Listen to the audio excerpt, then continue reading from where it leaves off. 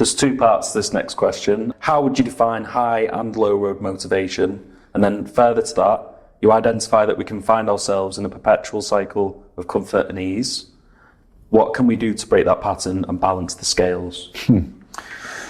So low road motivation versus high road motivation. I created this and wrote it in the book for a reason, because I wanted a really simple way of people to understand the difference between the choices they make on a daily basis.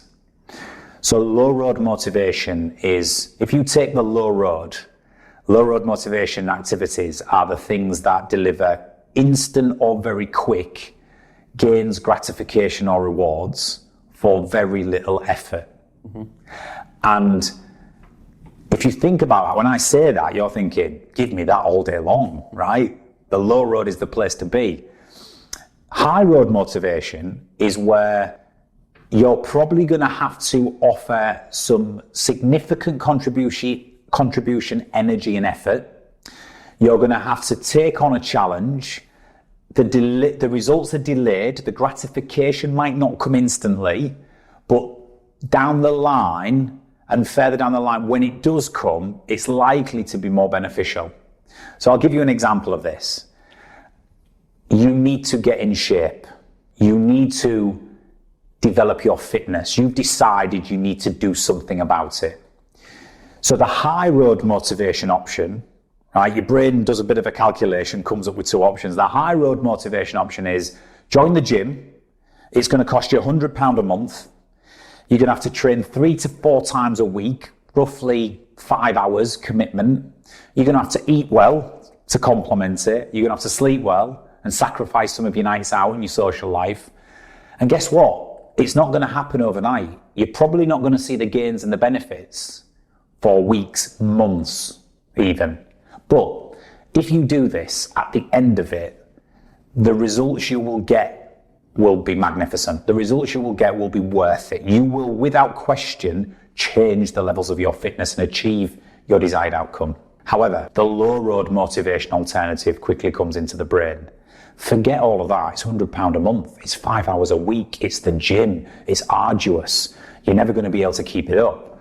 Just go on Amazon, right? Search for some products, and within 5 minutes, I've got an abs machine and some weight loss pills. The low road motivation alternative wins again. And you can think of so many examples in modern day life of low road versus high road. You know, you leave work, you're tired, you're trying to eat healthy. You've got to stop off at the supermarket and get some groceries and get some fresh produce. You're going to go home and cook yourself a nice meal, but it'll be worth it because it'll be healthy, it'll be nutritious. Then you've got the cleanup operation afterwards, right? It's a rigmarole. It's going to take another hour out of your evening. High road option. Low road option tells your brain, just go home, order a takeaway on Just Eat. It'll be at the doorstep in 10 minutes and it'll taste amazing. We'll start tomorrow.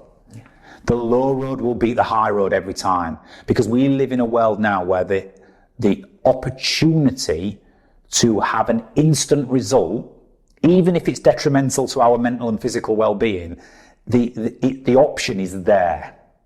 And evolution has hardwired us a little bit to preserve energy for when we need it. So if we can get a result for very little energy and preserve that energy, the brain wants to do it. Because who wants to do the arduous stuff that's going to be incredibly tasking? So when I talk about low road versus high road in the book, I'm challenging the reader to reflect on their life and say, am I a low road motivation machine? Am I getting caught up in choosing the easy path for instant gratification, but probably little reward, or maybe even it could be detrimental to my health in the future, versus the high road motivation stuff that isn't going to give me what I need in the here and now? It's going to mean I have to offer a significant contribution towards it, and I've got to be able to delay my gratification to further down the line. I find that this is a really interesting psychological problem that we have in modern day society, and I think we need to find the balance with the low and the high road if we're going to re-establish mental well-being in the future.